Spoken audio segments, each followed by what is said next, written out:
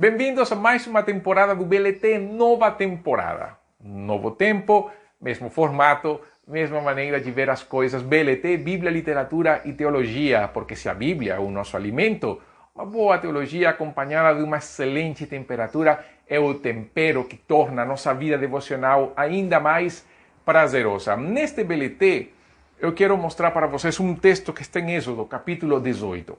Êxodo, capítulo 18, nós vamos contextualizar rapidamente. Moisés já tinha saído da terra prometida, saído do Egito, aliás, que terra prometida nada, do Egito justamente com toda a nação de Israel, andavam já a caminho da terra prometida, não tinham ainda chegado no Sinai, estavam no processo de chegada no Sinai, e dentro desse percurso, o sogro dele, o Jetro, que era sacerdote de Deus em Midian, tinha sabido que Moisés andava por ali. Moisés manda chamar a esposa e os filhos, que no começo tinham acompanhado ele na jornada de volta para o Egito, mas no momento Moisés os manda de retorno, possivelmente no começo das pragas e tudo. Mas agora Moisés manda chamar sua família, o Jetro vai com ele, tem esse tempo gostoso de reunião familiar e tudo aquilo. E quando nós vamos para Êxodo 18, nós podemos perguntar justamente como é que nós podemos liderar a igreja. E essa é a pergunta que o Jetro vai responder a Moisés. Entendamos o contexto. Quando nós vamos para Êxodo capítulo 18, nós vemos então que no verso 13 fala assim: no dia seguinte, Moisés assentou-se para julgar o povo, o qual ficou em pé diante dele, desde a manhã até a tarde. Nós vemos um Moisés completamente atarefado no serviço de quê? Do aconselhamento e de ensinar o povo a lei. Moisés era, até esse momento, o porta-voz de Deus para o povo. A palavra de Deus saía de Moisés. Moisés era quem tinha a mensagem de Deus, a palavra de Deus. Por quê? Porque o povo viu em Moisés o homem de Deus, a resposta de Deus. Moisés foi aquele que falou para o povo que seriam libertos. Moisés foi aquele instrumento de Deus pelo qual as pragas aconteceram. O povo saiu, o mar vermelho se abriu, comeram do maná, e todo esse processo sempre esteve Moisés. Moisés, Moisés, Moisés.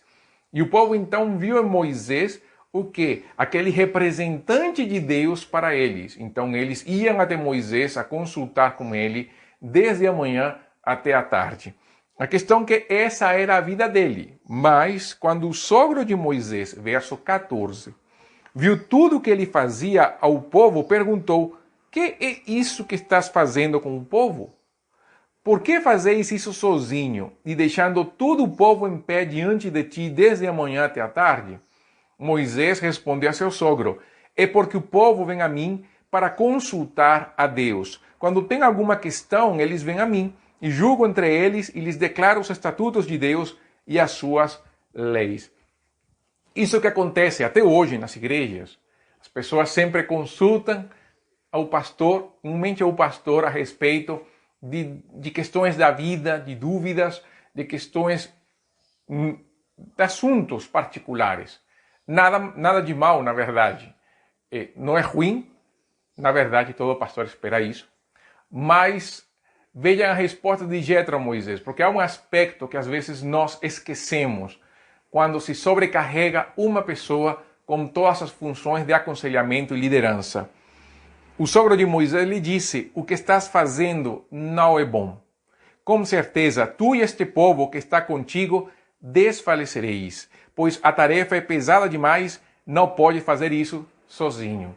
Vejam que Jetro fala para Moisés que o desfalecimento aconteceria em ambos os lados, não somente do líder por causa da sobrecarga emocional que corresponde ao processo de aconselhamento, mas também porque o povo também se cansaria o tempo todo de ouvir essa pessoa, se desgastaria a relação, porque o relacionamento ficaria extremamente constrangido entre uma coisa e a outra. Jetro fala para Moisés: não é isso bem o que estás fazendo. Então, quando Jetro, aliás, fala de desfalecer também, ele está falando de um desgaste ministerial, um desgaste que deveria ser evitado. E é possível que muitas vezes os pastores não duram tanto tempo nas igrejas, porque esse desgaste se torna acentuado quando o pastor, comumente, faz tudo na igreja. O pastor é quem prega, o pastor é quem visita, o pastor é quem canta, o pastor é quem toca, o pastor é quem dirige o culto, o pastor é quem aconselha, o pastor é quem prega no encontro de casais, o pastor é o professor da escola bíblica dominical dos jovens, dos adolescentes, das crianças, dos adultos, de doutrina. O pastor acaba liderando todas as reuniões, o pastor acaba fazendo tudo, o pastor. E sempre o pastor, quem pode convidar é o pastor, quem visita é o pastor, quem evangeliza é o pastor, quem discipula é o pastor. Isso cria um desgaste duplo.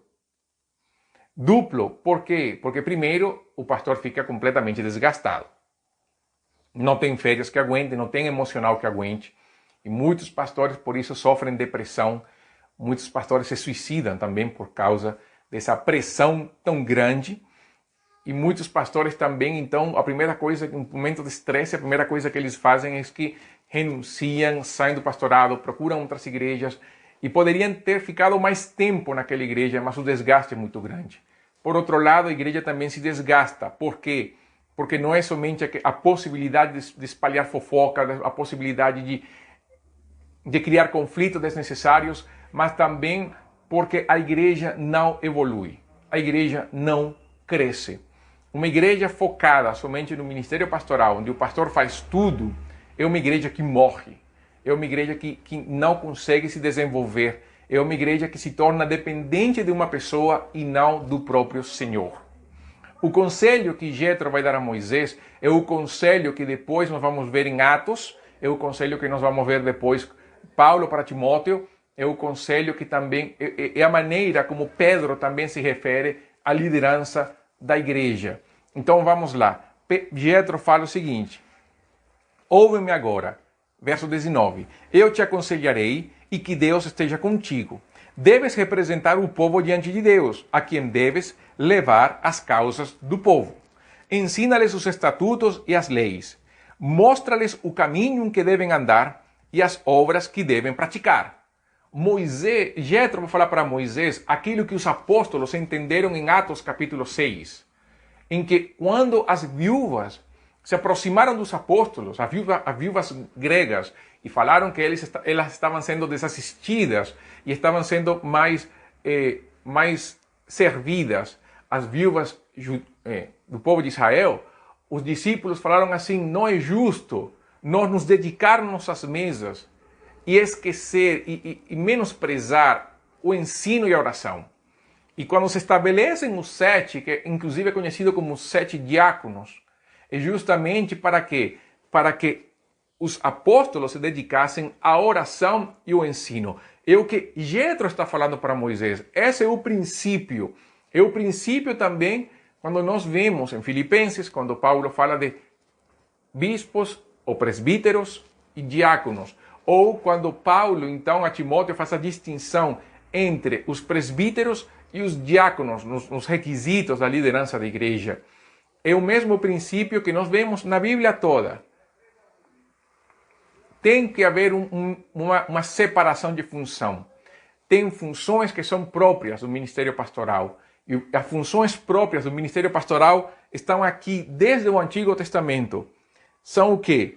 É o momento de orar pelo povo, apresentar o povo diante de Deus, apresentar as causas difíceis perante Deus e, ao mesmo tempo, ensinar estatutos, mandamentos, lei, mostrar o caminho, que se faz através do ensino e da pregação.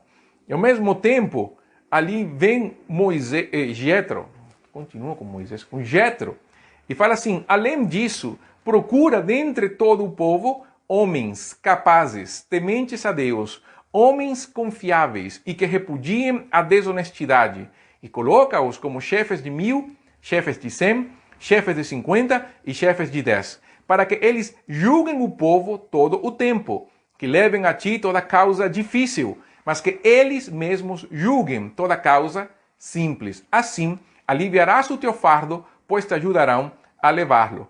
Se procederes assim, e se Deus desse modo te ordenar, poderás suportar, e todo este povo também voltará para casa tranquilo. Inclusive, nós vemos que em Deuteronômio, Deus fala para Moisés fazer isto.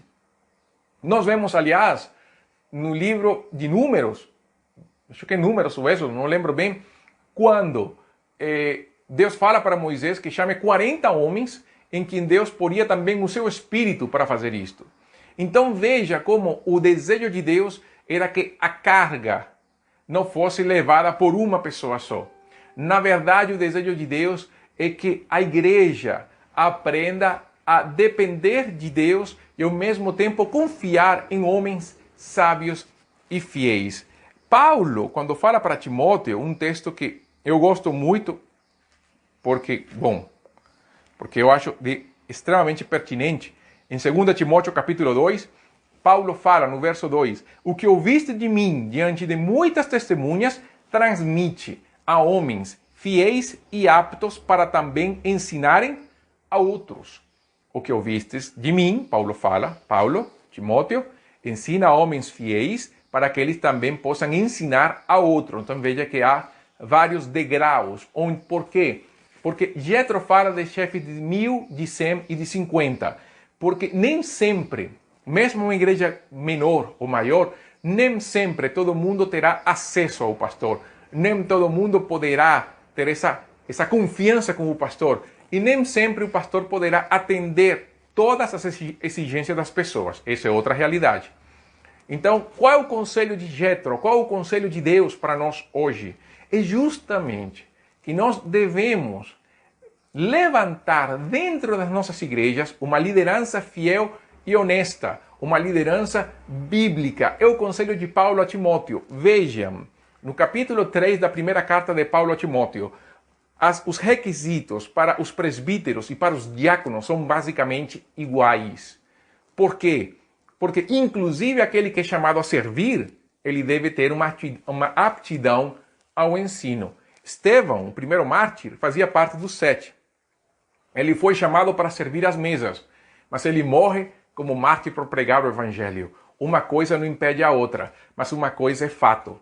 Nós precisamos, nas nossas igrejas, homens e mulheres fiéis e aptos para o ensino, cuja vida esteja sobre o domínio do Espírito de Deus, que conheçam a palavra de Deus, que estejam próximos ao pastor e à liderança, para que eles também possam ser aqueles aconselhadores, para que possam também visitar as pessoas, para que possam julgar as causas que podem julgar e fazer e tornar a nossa igreja uma igreja na qual as pessoas possam confiar umas às outras, aprendamos a ter uma liderança mais plural dentro da igreja, não uma liderança tão vertical, mas uma liderança mais piramidal, no sentido de que várias pessoas vão abrangendo grupos e assim todos serão servidos, mas todos sujeitos à cabeça, que é Cristo Jesus, o nosso Senhor. Esse sistema hierárquico de que o pastor pode fazer tudo não é bíblico. Bíblico é a liderança da igreja, o pastor da igreja, os presbíteros da igreja trabalharem a questão do ensino e discipulado e outros membros da igreja, líderes da igreja também, liderarem sobre grupos que consigam então levar as causas, ensinar as pessoas, trabalhar em conjunto e fazer então da nossa igreja um lugar onde as pessoas possam se sentir correspondidas, amadas, servidas, porque servimos uns aos outros.